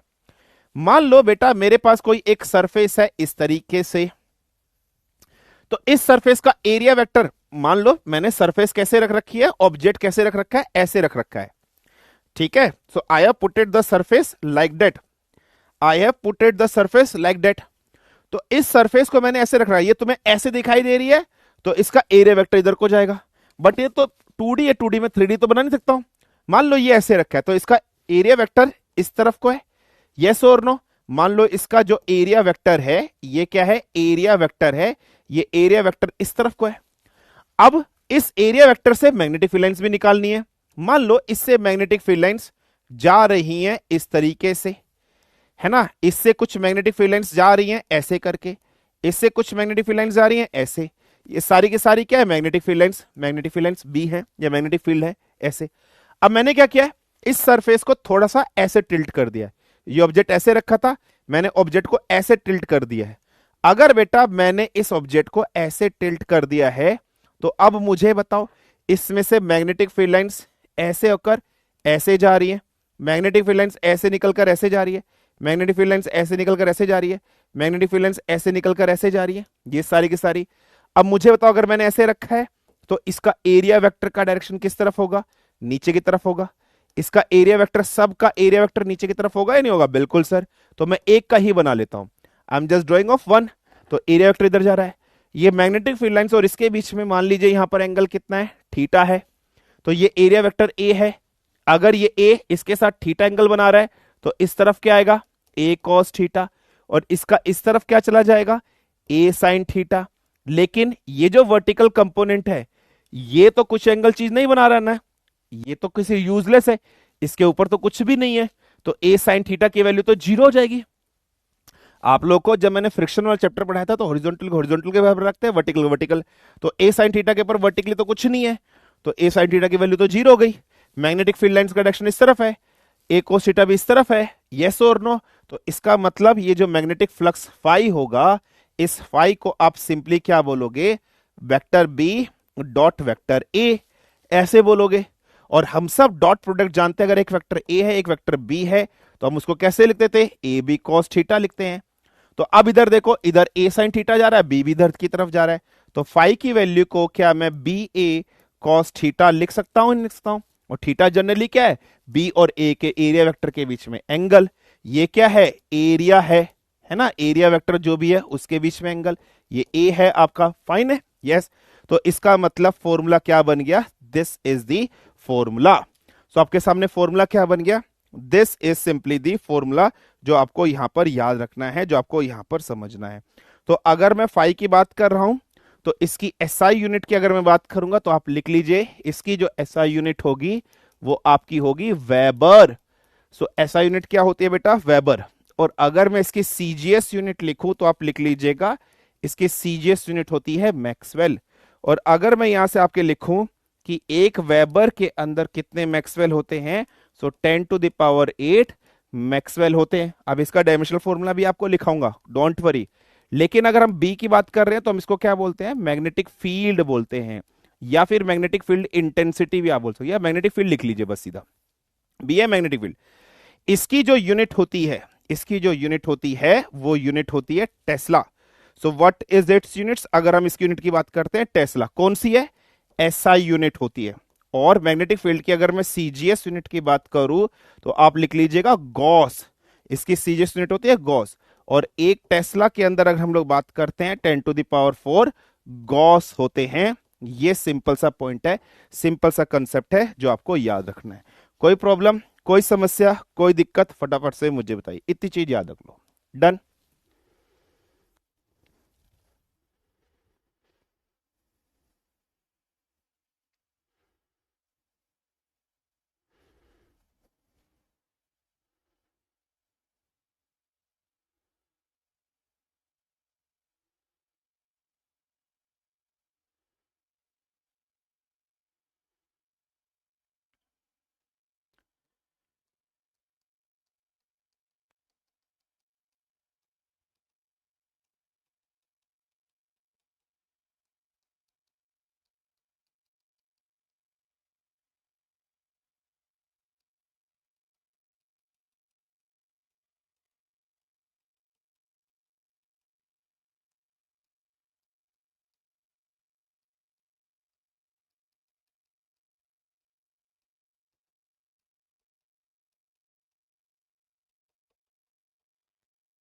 ये कुछ वैल्यूज है, याद रख लो, ठीक है,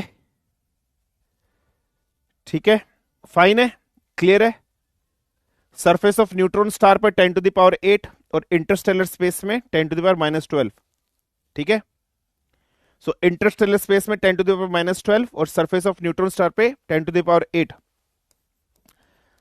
सरफेस ऑफ न्यूट्रॉन स्टार, अगर हम न्यूट्रॉन स्टार की सरफेस की बात कर रहे हैं सो 10 टू द पावर 8 टेस्ला होती है। और इंटरस्टेलर स्पेस की बात करते हैं, इंटरस्टेलर स्पेस की बात करते हैं तो यहां पर लिख लीजिएगा 10 टू द पावर -12 टेस्ला। ये कुछ वैल्यूज हैं जो पेपर में आपसे डायरेक्टली पूछी जा सकती है। डायमेंशनल फॉर्मूला कल बताऊंगा बेटा, उसके लिए एक फॉर्मूला कराऊंगा, उससे आपको डिराइव कराऊंगा, ठीक है, एक फॉर्मूला कराऊंगा उससे, ठीक है, उससे आपको निकालूंगा F is equal to q l B, उससे ड्राइव करना सिखाऊंगा, याद नहीं करना हमेशा, हर चीज मैंने आपको डायमेंशनल फॉर्मूला ड्राइव करने सिखाया ना, ठीक है। हाँ 6 PM पे क्लास है, मुझे पता है, 5:40 हुए हैं, अभी 20 मिनट है, पढ़ चुपचाप, अभी 5:40 हुए हैं, 50 पे छोड़ूंगा, 6 PM पे क्लास है, मुझे पता है।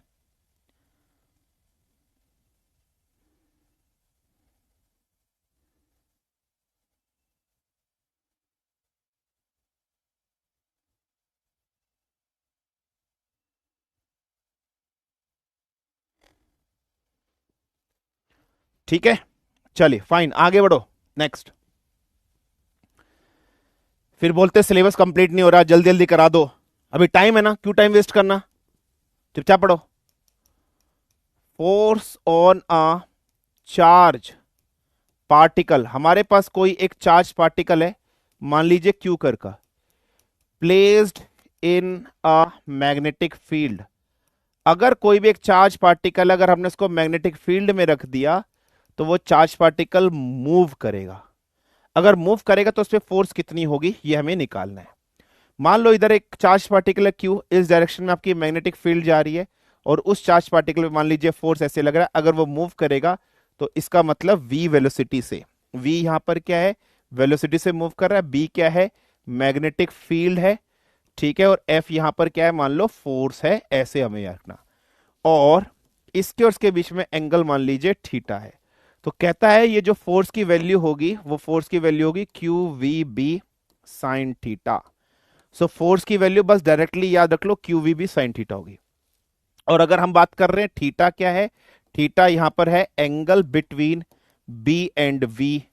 तो v और b के साथ साइन थीटा आ रहा है, तो आपने एक चीज पढ़ी थी, अगर ऐसे कोई चीज गिवन होती है तो हम उसको जनरली साइन थीटा के फॉर्म में लिखते हैं। तो मैं यहां से इस फोर्स को q है ना, vector v cross vector b भी तो लिख सकता हूं क्रॉस प्रोडक्ट से, यस और नो।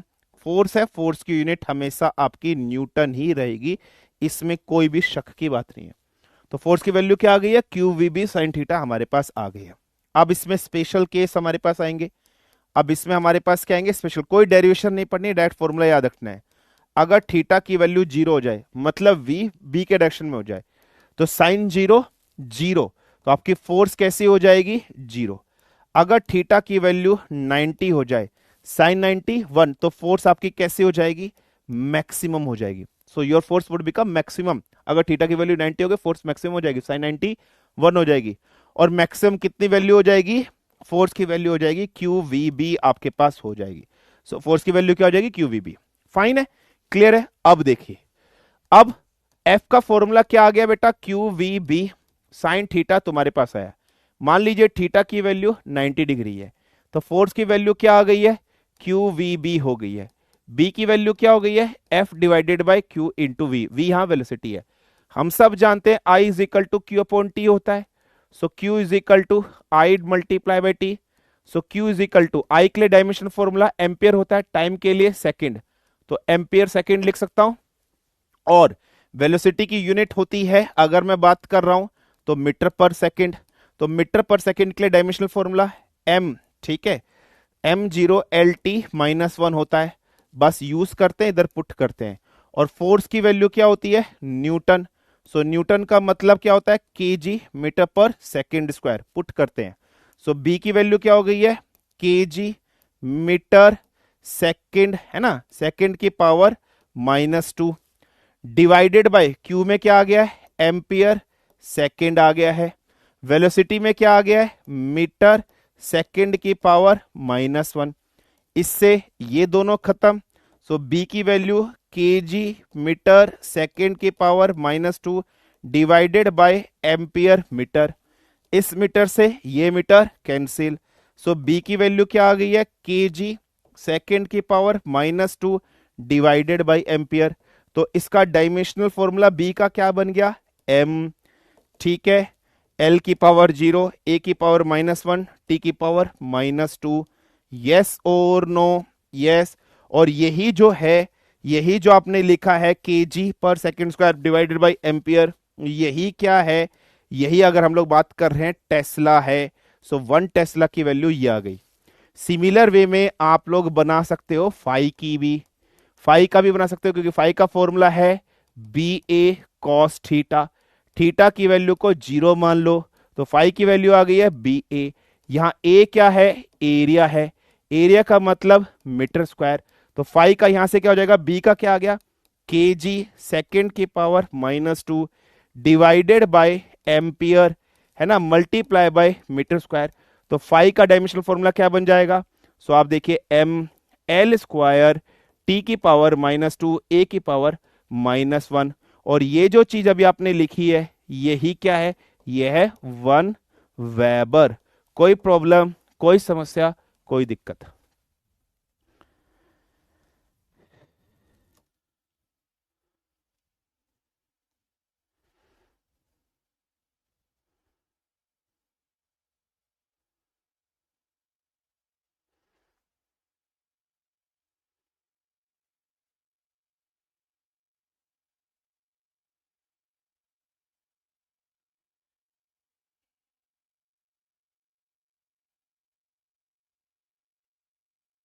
क्लियर?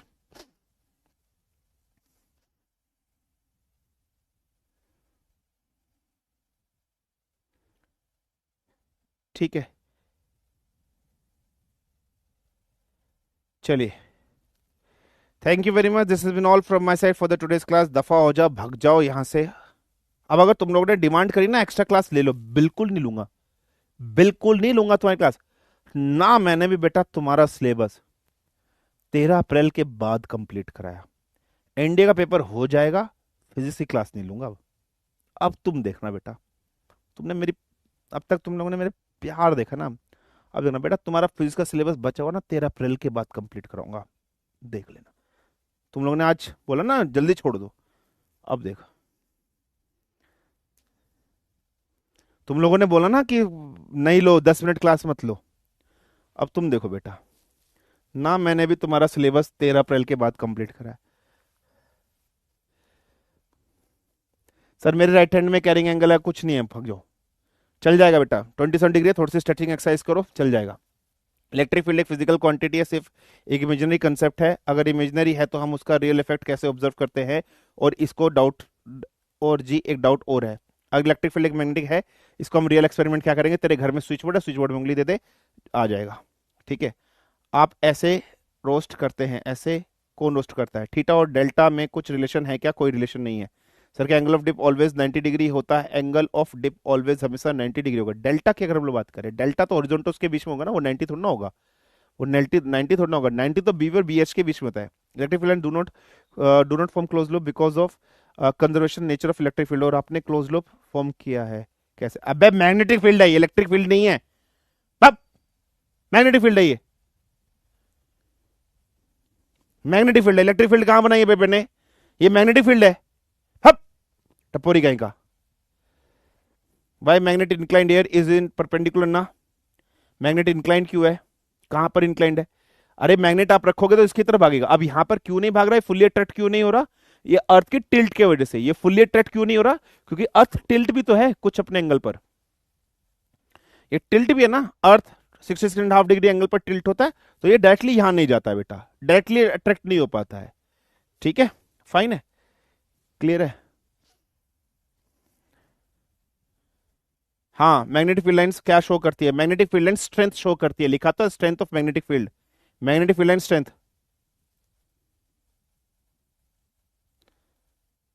बता दिया। बे तेरे डाउट भरे पड़े हैं। इनसाइड द पोल्स भी स्ट्रॉन्ग होगी, इनसाइड द पोल्स स्ट्रॉन्ग नहीं होती, साइड पर।